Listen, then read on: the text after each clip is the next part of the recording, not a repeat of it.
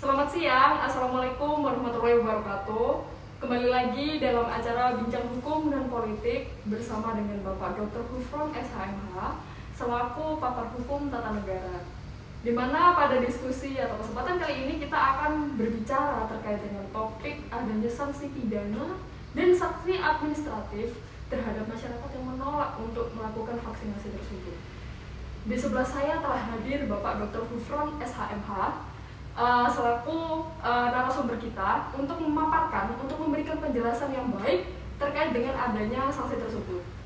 Pak Hufron, dengan adanya kasus tersebut, menurut Bapak perlukah adanya sanksi pidana dengan sanksi administratif untuk masyarakat yang menolak melakukan vaksinasi tersebut?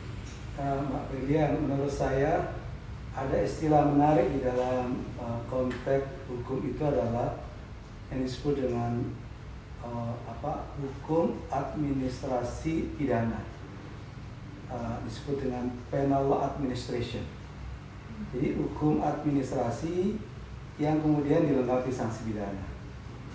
Itu tidak saja dalam konteks kekarantinaan kesehatan, itu juga ada sebenarnya di dalam undang-undang pemilu. Jadi sebenarnya itu aspek hukumnya dimensinya dimensi hukum administrasi. Seperti kalau dalam hukum pemilu itu kan dilarang memilih lebih dari satu orang. Kemudian ada larangan untuk menghalangi pihak lain mencoblos. Terus dilarang untuk melakukan sogokan. Itu adalah sebenarnya sebuah dimensi hukum administrasi. Kalau itu sebenarnya dikasih sanksi administrasi dengan kemudian dibatalkan pencalonannya, itu sudah cukup kuat sebenarnya. Tidak perlu kemudian sanksi pidana. Begitu juga ketika bicara soal kedaruratan kesehatan, itu pada intinya bahwa diatur juga tentang namanya tindakan kekarantinaan. Tindakan kekarantinaan itu adalah banyak. Bisa apa yang disebut sebagai isolasi mandiri, bisa disebut sebagai PSBB, bisa disebut karantina, termasuk juga dalam pemberian vaksin.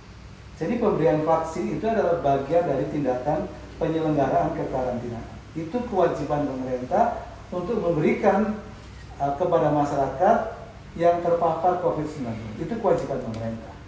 Tapi di sisi yang lain adalah timbul pertanyaan, bagaimana kalau ternyata masyarakat ini tidak mau divaksin?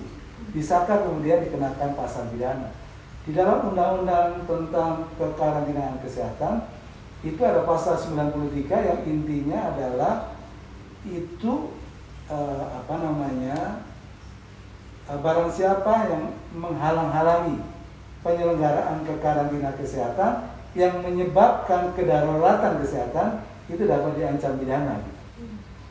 Kalau menurut saya sebenarnya bisa saja itu digunakan pasal ini, tetapi kalau menurut saya dari sisi momentum adalah tidak tepat karena penggunaan hukum pidana itu bersifat ultimum remedium, gitu ya.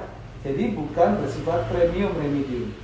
Hukum perdata, hukum administratif itu sifatnya adalah merupakan premium atau primum remedium. Tetapi hukum pidana itu adalah sebagai ultimum remedium. Jadi kalau menurut saya lebih baik pemerintah itu melakukan informasi, sosialisasi, edukasi yang masif, memberikan promosi tentang pentingnya vaksinasi dalam konteks herd immunity atau kekebalan komunitas sebagai salah satu cara untuk menghentikan atau memutus mata rantai pandemi COVID itu. Menurut saya lebih tepat kalau itu adalah upaya-upaya yang bersifat promotif daripada yang bersifat represif. Karena hukum yang baik itu sebenarnya dalam konteks negara hukum yang demokratis bukan hukum yang bersifat represif atau pidana, tapi pada hukum-hukum yang lebih bersifat otonom dan hukum yang lebih bersifat responsif yang itu sesuai dengan kebutuhan zaman. Sehingga kalau selalu yang digunakan hukum pidana itu seolah-olah menghunus kepada warga negara sendiri gitu. Bagaimana dalam kondisi masyarakat yang pandemi COVID, tiba-tiba masyarakat diancam dengan ancaman pidana. Menurut saya sesuatu yang tidak pas misalnya. Itu kira-kira Mbak Lilian. Lalu bagaimana ya Pak mengingatkan setiap orang itu punya hak yang alami, yaitu hak bawaan sejak lahir atau biasa disebut dengan hak asasi manusia. dengan adanya pemberian sanksi pidana atau sanksi administrasi ini kan ini menyebabkan seseorang itu terintimidasi.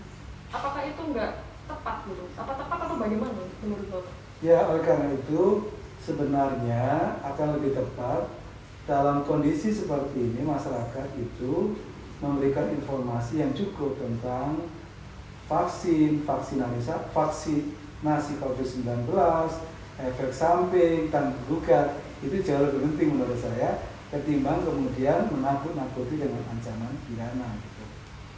Ya, kalau tadi saya katakan bahwa pada prinsipnya tindakan medis itu adalah merupakan suatu tindakan yang setiap orang memiliki integritas terhadap tubuhnya sendiri. Artinya bahwa seseorang itu boleh memilih tindakan vaksin apa yang kemudian boleh disuntikkan kepada dirinya. Itu sangat amat tergantung pribadinya. Setelah diberi penjelasan yang cukup yang disebut sebagai informed consent.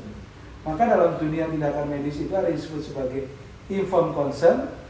Dari informed consent itu ada consent persetujuan, tetapi juga dia bisa ada penolakan. Jadi kalau dia merasa tidak pas bisa saja menolak. Tetapi dalam kondisi pandemi COVID itu menurut saya tindakan yang lebih tepat adalah memberikan informasi yang cukup tentang khasiat, mujarab, efikasi daripada